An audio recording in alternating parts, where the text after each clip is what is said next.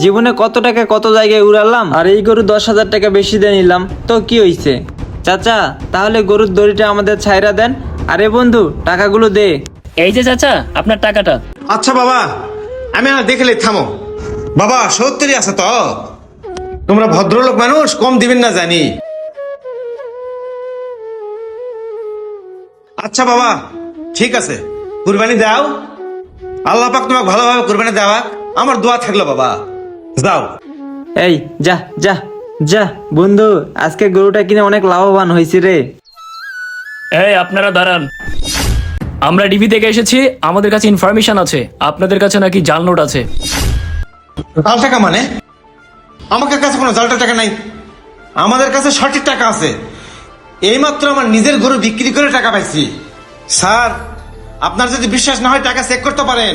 হ্যাঁ, আমরা সঠিক ইনফরমেশন নিয়ে আসি, আমরা ব্যাগটা চেক করে দেখবো।